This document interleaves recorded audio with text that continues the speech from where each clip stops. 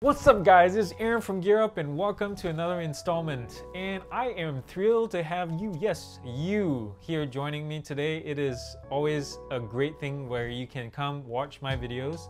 It is a nice cold day here in California. It rained last night. It's cold enough for me even to wear a sweater in the house, even with a heater on. I'm cold to the bone, jeez.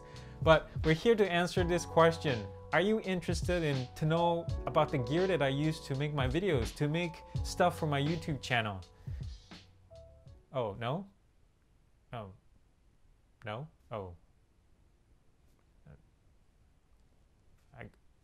I guess we're done here. We're done. We're done. Yeah. They don't want to watch my show.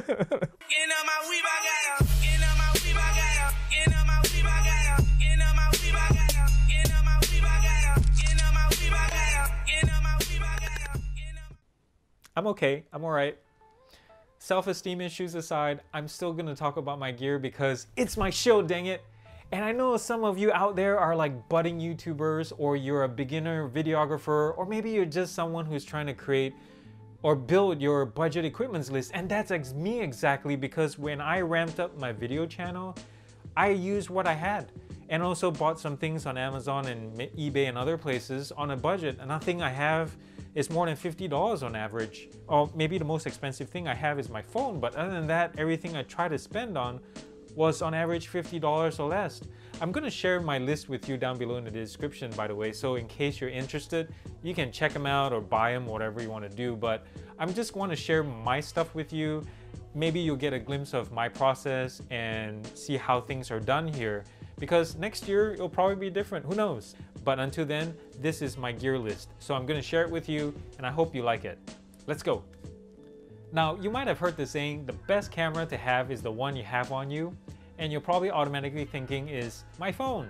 And you're absolutely right. And I'm no different. I shoot up to 80% on my phone. And the phone that I have is the Pixel XL.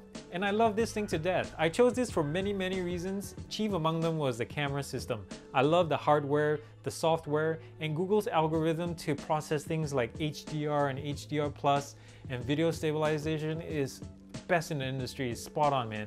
So I shoot about 80% of my footage for this channel on this thing. And even the thumbnails that you see in the beginning of the videos were taken with this. And I edit them on here with Snapseed, for example. And I'll talk a little bit more about the software that I use later in the video. But this is my workhorse and I love it. Another of my main cameras is my Panasonic Lumix LX7. In fact, you're watching me with it right now. And this has been my workhorse for the past 5-6 years. I've dropped it a few times. I mean, I take care of my stuff very well, but the times when it has accidentally dropped, it still has continued to work like a champ. It's been everywhere with me. And I love the lens system on it. It is a bright 1.4 aperture. It gives great bokeh in the background when you're shooting photos and to a certain point videos. It doesn't shoot 4K, which I'm not too concerned about, because the image quality is 10 times, multiple times better than your best camera phones out there. I mean, you can't still beat a dedicated camera. And this is my go-to camera when I need to shoot bokeh, good bokeh in the background, if I need to get nice quality video at night, for example, and stuff like that. And at some point I might upgrade. When this camera dies, I am eyeing something like a Panasonic G7, because that's like been touted as the best vlogging camera out there with its flippable screen, and I love the possibilities of different lenses and all that. And it's small and cheap. I mean, it's less than $600, so I mean, it's a great deal, right? But anyway, until this camera dies, I might consider, you know, that camera at some point. So one pain if you're taking selfie videos is getting up and down from the seat between takes to start, stop, or pause the camera. And you selfie stick users are probably familiar with this tool, which is at the end of your pole, you have this little Bluetooth enabled clicker to play and stop and take pictures and such. So it's the same thing with my phone, that when it's on a tripod, I use this little clicker called the Mooney. Yes, I know it's a silly name. Why am I always using things that have silly names? And this one's the Mooney, M-O-O-N-I. And it's amazing. I love it because it's small, it's not one of those huge little clickers, and they don't look generic. And this thing is like a little, look at that, it's like a little puddle. I use this to pause and start the videos whenever I need to, and it's so convenient. Unfortunately, I can't pair this with my Lumix, but other than that, since I shoot majority of my video on my phone anyway, this is a great tool to use, and it is indispensable for me. It's always in my pocket. Have you seen my car videos? No? Well, shame on you, because they're amazing. And if you haven't, pause this and watch some of the other ones up here, link somewhere, and we'll come back when you're ready. Are you ready? All right, cool. Now, if you've seen some of my car videos, some of the external shots where the camera is right behind the wheels or something like that, it is done with an external mount. This has 3 suction cups, and I bought this. I didn't buy it actually. This was a Christmas present from my sister. Thanks, Debbie. And this was $15. It's like the cheapest, one of the cheapest Christmas presents you could get. This mount works as advertised. As long as your surfaces are clean between the suction cups and whatever you're sticking this on, like glass or metal, if it's clean, it will stick to it like glue. It comes with a ball joint adjustable mount for your camera, and it is even lockable in the 90-degree position, say if you're sticking it on the vertical surface. And this is a great deal. I love this thing. Everything is lockable and it just works, and cheap. The lav mic that I'm using is from Purple Panda. I got this from Amazon for 20-something dollars. It has tons and tons of great reviews, 4.5 star altogether. And it's a great budget mic if you want to start something out. The quality is pretty good. It's not the best like Rode mics or anything like that, but this thing is amazing for what it does. The sound quality is good. I mean, you can pick up on my sexy, alluring voice, right? Gosh, I sound like Sean Connery all the time. And for 20-something dollars, this has a lot of accessories like a carry pouch, a couple of gator clips, a dead cat, an extension cord that extends the usage of this mic away from you for about 15-20 feet if I'm not mistaken. And it's a great buy. I love it.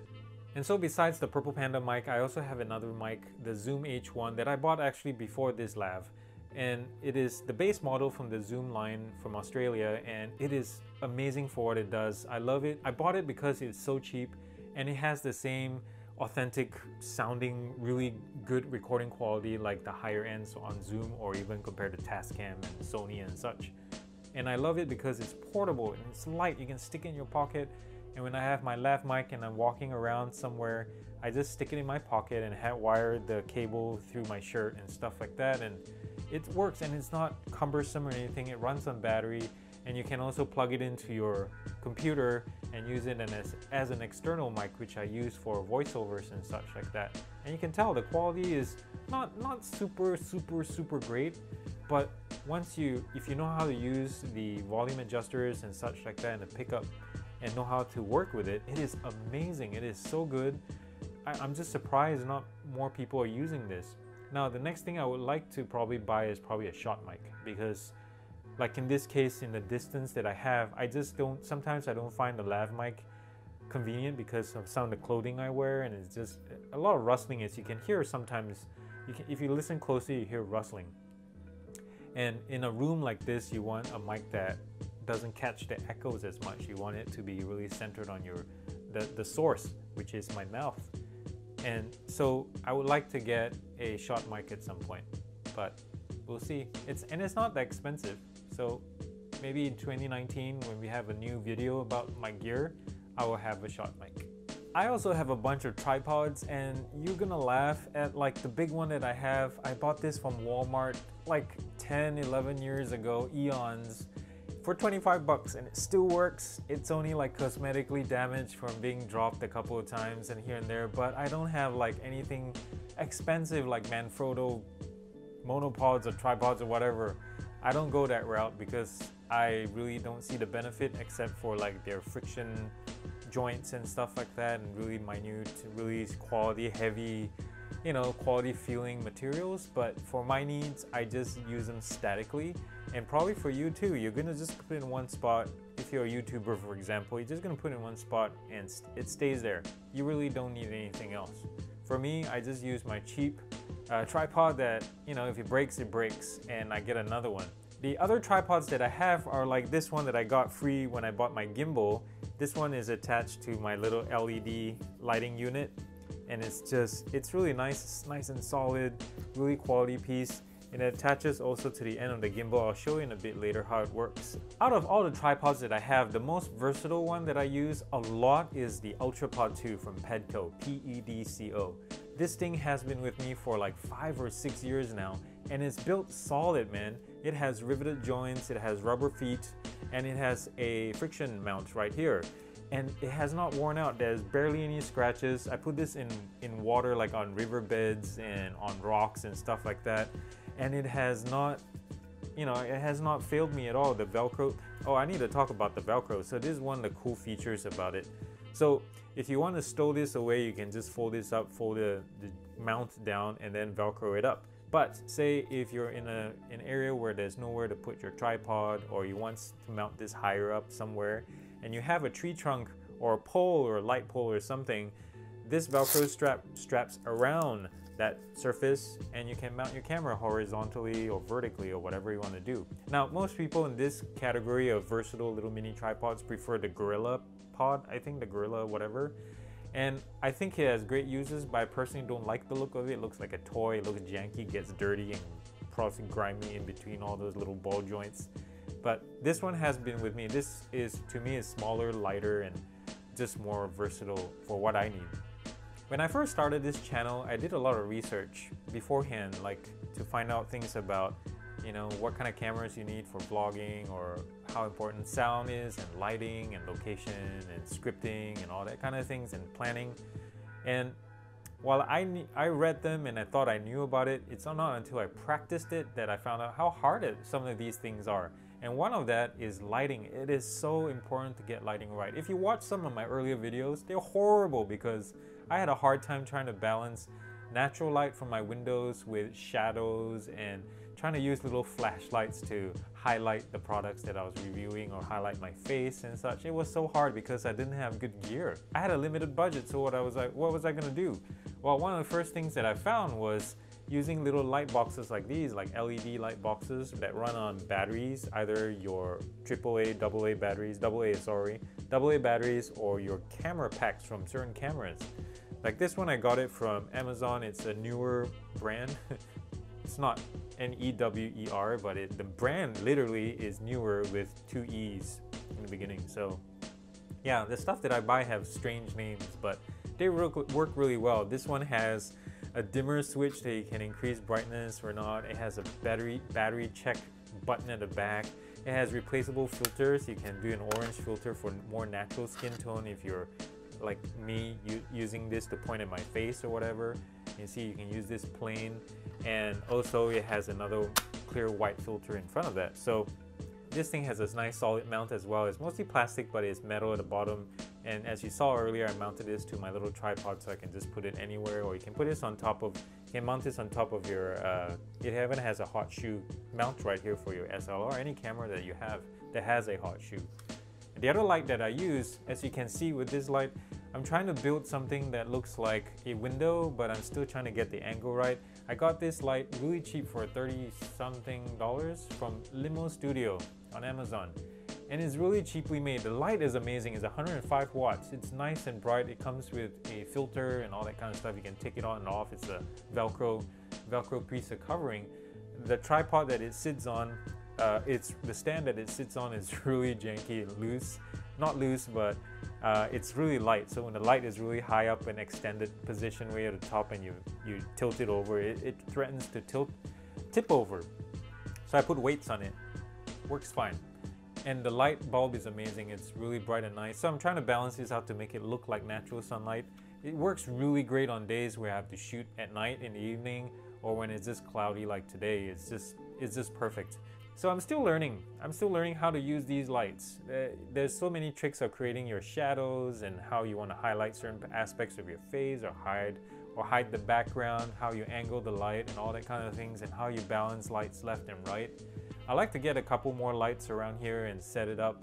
And here, let me show you how my light is set up. It's really like amateurish, and I'm just testing the waters and see how it works. And whatever works fine for this room, I might change it at some point.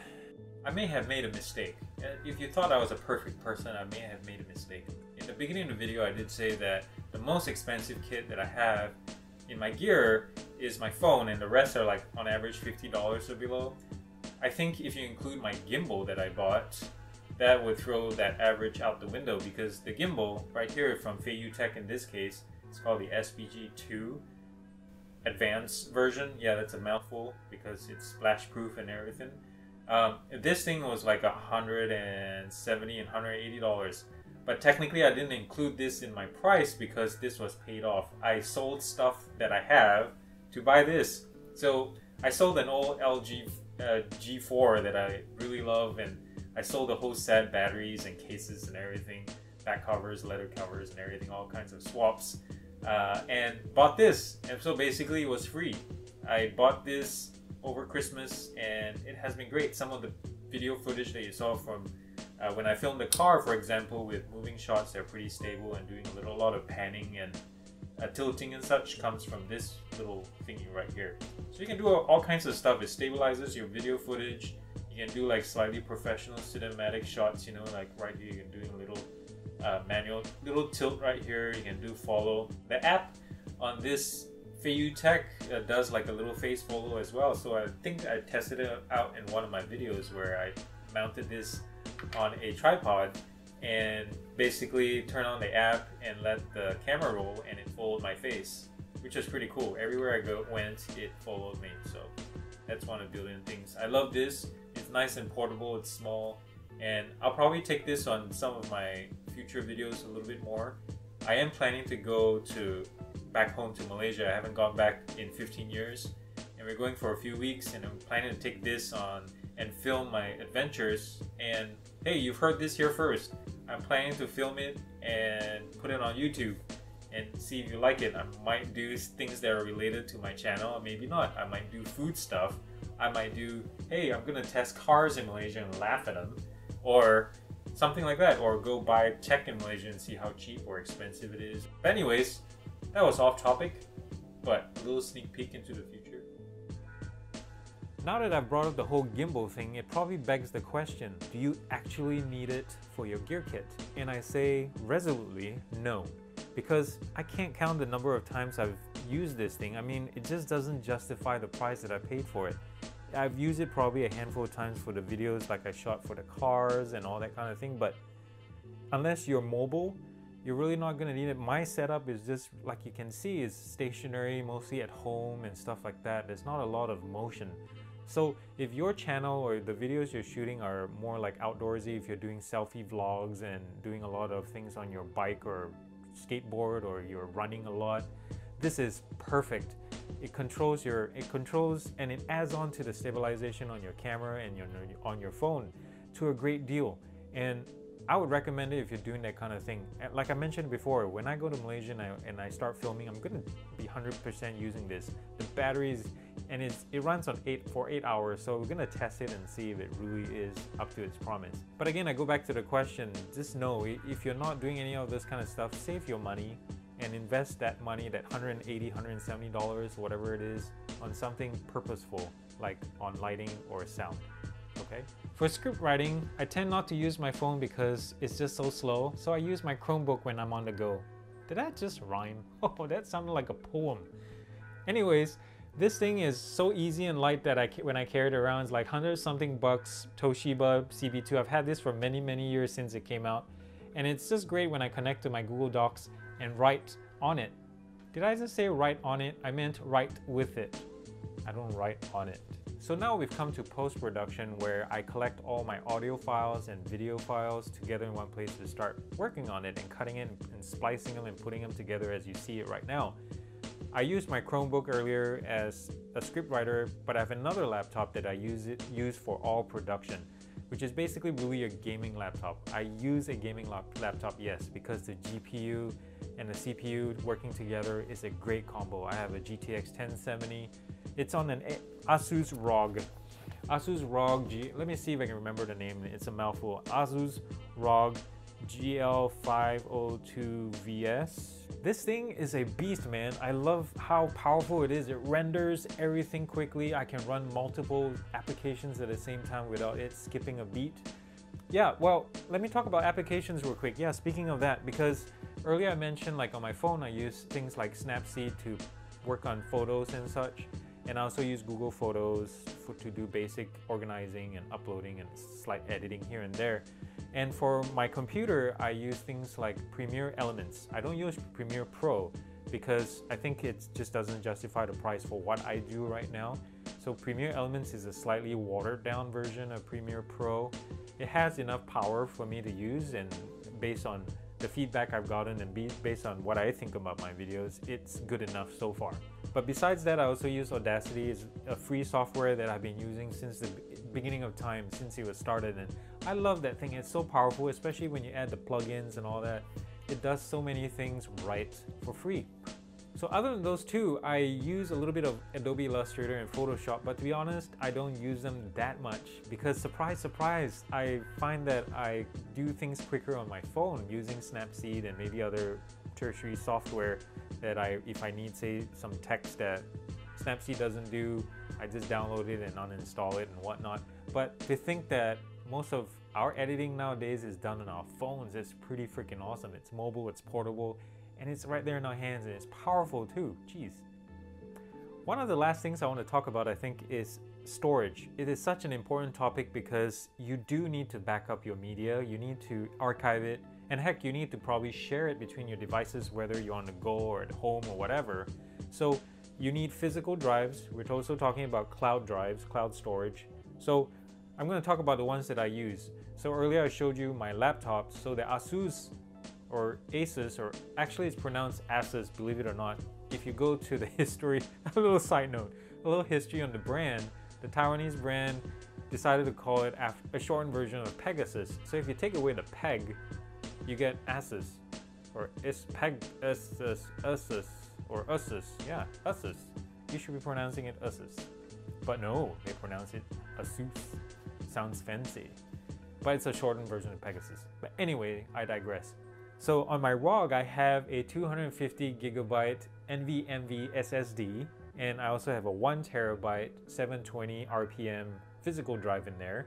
And then as another backup, I have a 2 terabyte Seagate external 720 RPM drive to store things.